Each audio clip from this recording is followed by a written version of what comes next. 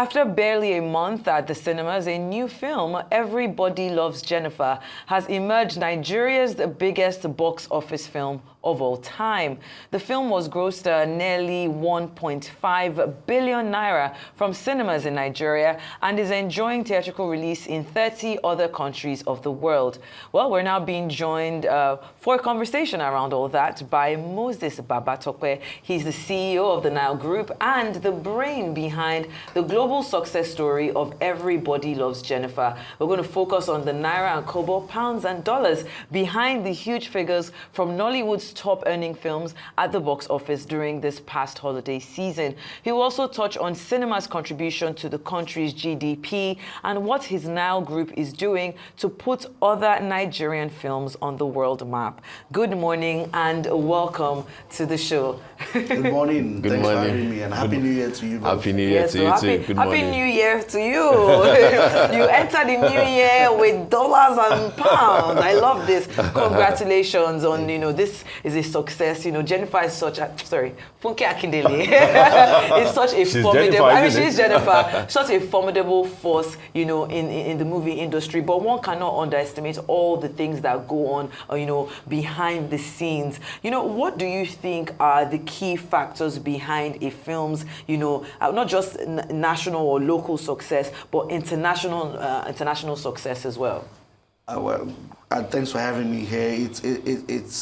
It's a combination, and I have to say, with particular emphasis to Everybody Loves Jenifa, it's a combination of a very strong product, and in this case an IP that has been known for over 10-15 years. If you know, it was very popular TV series, episodics, with very engaging characters. The fact that you have a filmmaker that has never been shy of, committing best efforts to marketing. You have also a filmmaker that is committed to the cinema, distribution or cinema exhibition outlet in terms of showing a film, and has also shown a level of consistency. You also have a filmmaker that has shown that they're getting better and better in what they do. So a combination of all of that, as well as a very resilient cinema sector. If you look at what the cinemas have gone through over the last 3-4 years, yes. If you look at particularly the election year of 2023, between the cash crunch and the elections itself, and the devaluation and all of that, it takes to a ready sector that has reinvested in itself, and a sector that also is producing the right kind of content to be able to deliver those kind of results. So like I said, it's a combination, and you have to give it to the audience as well. The audience are against all odds paying increased ticket prices to come out. So good product, great marketing, formidable, resilient sector, and again, timing as well. Yeah. Those kind of factors have worked very well. All right, this film. Okay, thanks. Fantastic, analysis, Moses. And we must thank you, because I remember that about this time last year, you were on the show to also do the same kind of a thing. I think, which film was that by Funke? It was A Tribe Called Judah. A Tribe Called Judah. Yes. So what has happened is that Funke has basically beaten our own record, isn't it? Yes, she has. All right. So in terms of within a calendar year, actually. Yeah. I mean, there must be something special about this Ikurudu born Lagos girl, But let's talk Naira and Kobo of it. Yes. In Nigeria, I know that it is Film One that is distributing. Correct. And Nile is assisted with 30 countries. Yes. But in Naira and Kobo, dollars, pounds, and euro, where are we? How much has it raked in Nigeria and overseas? I believe, like Jenifa said, it's just over 1.5 billion in Naira.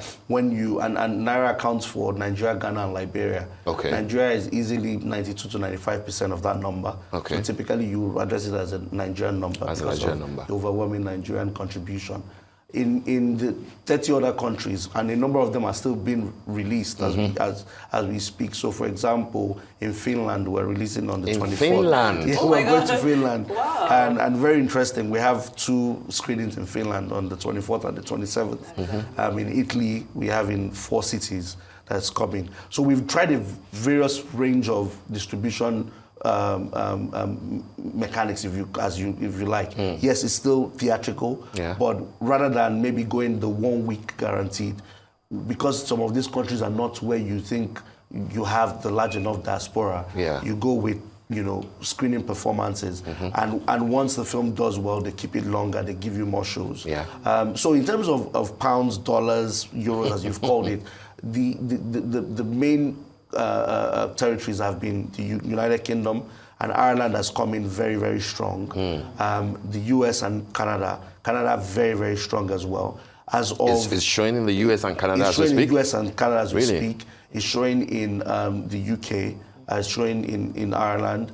And of course, showing Sweden, Germany. We've come to an end in Sweden. We've come to an end in Germany. Is this the first Nigerian film of this era that will get that sort of theatrical release simultaneously? By a mile, really? Without a shadow of a doubt. It's the first Nigerian film. I don't want to also say arguably indigenous African film, but definitely first Nigerian film, first Nollywood film that will get that kind of release. In the US, Canada, UK, Ireland, we have a guaranteed release, so that's a 1 week full booking, and we've now been in those cinemas for 4 weeks. Of course, selected cinemas. So we like to put it very, very, for all the cynical people and people that have question marks, it's not your 1,000 screens in the US, for example. It's selected locations in where but every dollar counts. Exactly, that counts. You have to start from somewhere as And you asked well. a very important question about dollars. So we're about $300,000 in those territories combined, yes. And counting. Gross. Yes, gross numbers. Okay. Yes. That's right. I was bringing out my calculator to see how much it costs. Definitely you have gone by a mile, and it's interesting that your company is called Nile. So definitely there's something there. A good wordplay by a mile.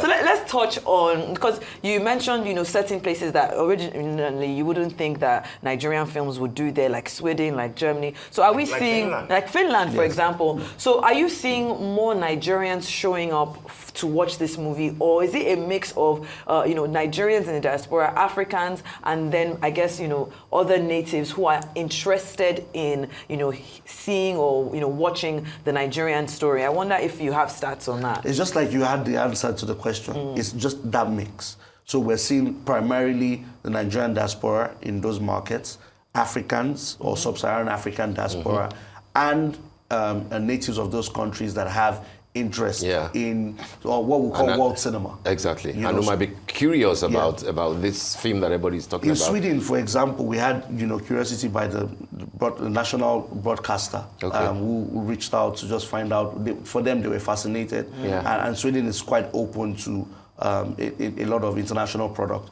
So what has happened now is... They have two big film festivals there that are great. On the success of Everybody Loves Jenifa there, and we're talking about, afternoon shows, not main evening shows. Wow. They want to see what else we have on offer for the rest of the year. And that's the reason why we ventured out to some of these markets. Okay. We want to be able to open up more, more avenues and more countries to see what, storytelling from Nigeria is about. So of course there's a commercial imperative, but there's a cultural and there's also a distribution imperative. Well, just to quickly follow up on that, I want you to also shed light on how investments in the film sector translate into broader economic benefits, such as job creation and foreign exchange earnings, especially with the film's release in 30 countries. In my introduction, I spoke about how cinema is a contributing factor to the Nigerian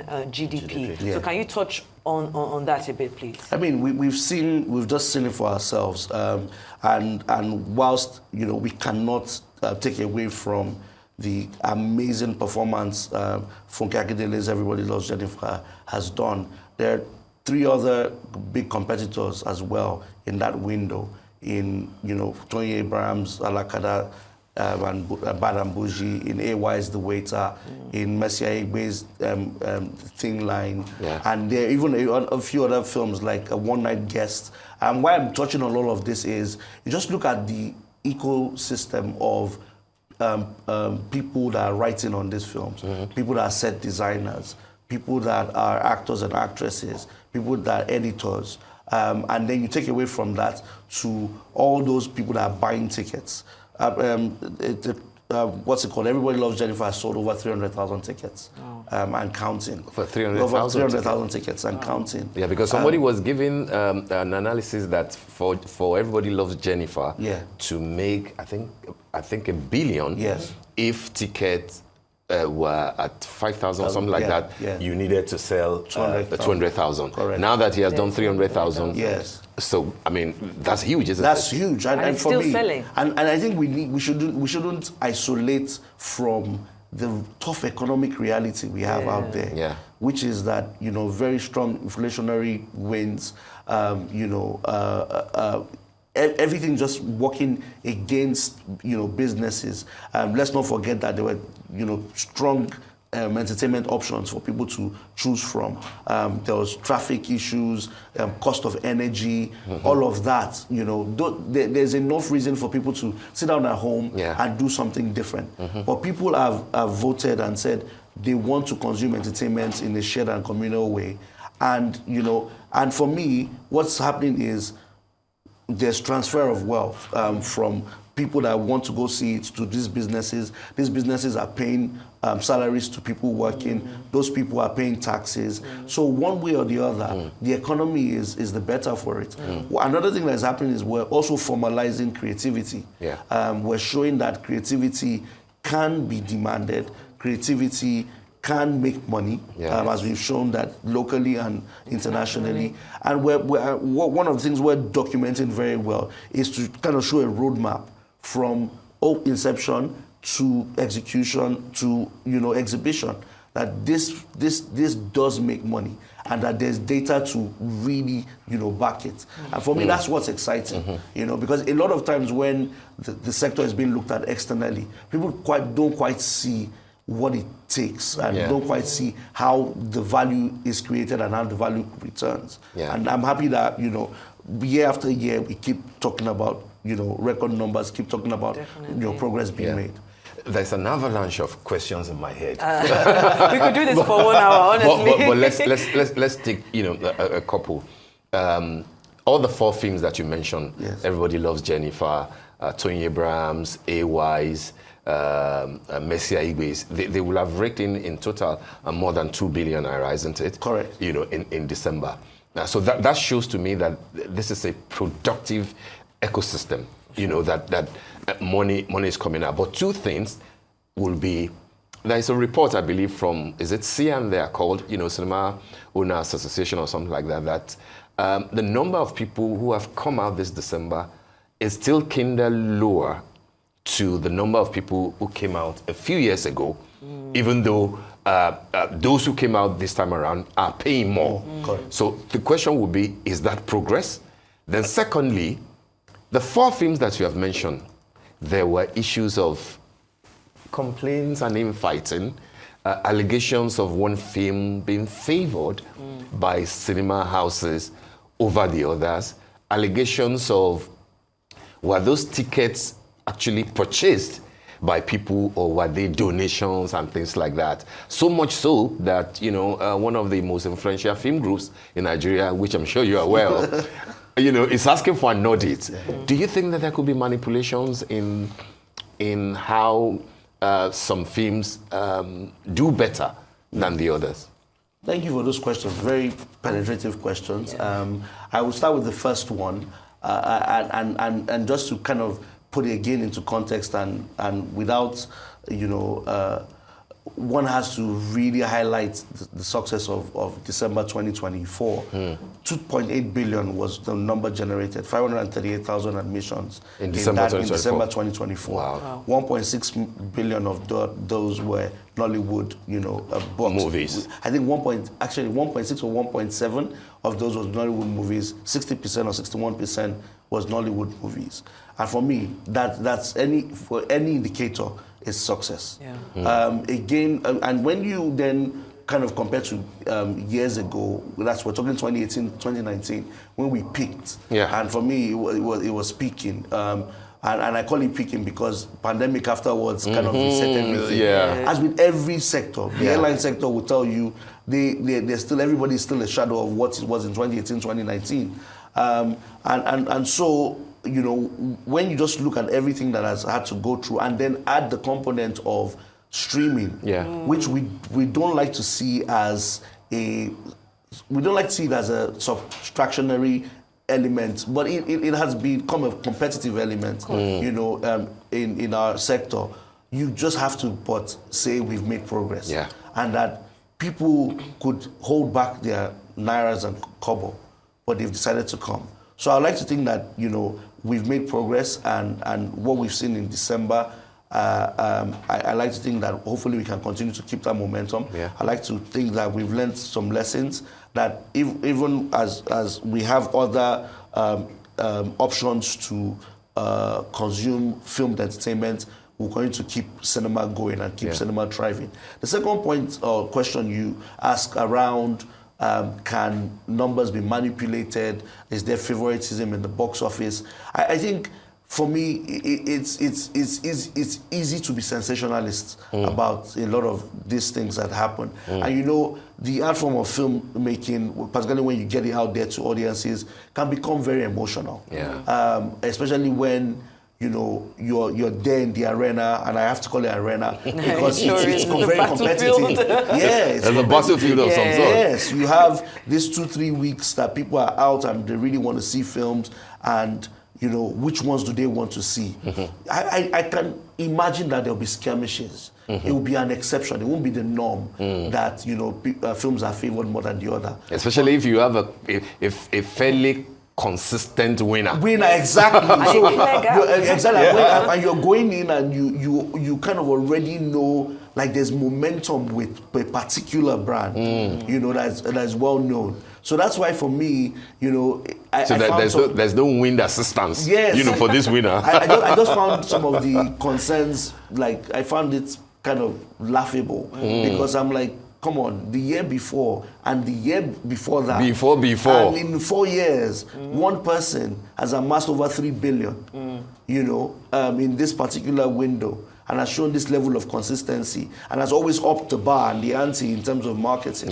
You know, so for me, I just think that was, you know, quite unnecessary, but again, it happens. And crying wolf where there's none. That's what you're you're saying. For us as the cinema sector, it just basically, you know, working us to, you know, our responsibilities to not rest on our laurels, to you know, take the feedback on and make sure that if there are any skirmishes, we try our best to, you know, address them. Very quickly, Moses, I mean, there's something, Shaitan, please indulge me. I mean, because you mentioned, you know, somebody who has raked in 3 billion, you know, over time, like in 3 or 4 films. Very quickly, there's something that I've observed, and I also see it in Funke's Everybody Loves Jenifa, you know, association with known entities, not just people, in terms of say an estate. Everybody knows that Funke and then the Jenifa brand has something to do closely with the Amen estate. You probably can't have Jenifa without Amen estate. And lately, I see that there is a Jenifa Gardens by Amen estate. And so and I also see that even in the Everybody Loves Jenifa, there is an association, a collaboration with a Ghanaian, you know, similar thing. How does this work for the industry? Is this good? Of course, beautiful layout, beautiful sceneries of Amen estate, but then as an investor in films and as a partner, how will you look at it? I think, straightforward answer, I think it's very, very beneficial to the industry. I think someone like Funke has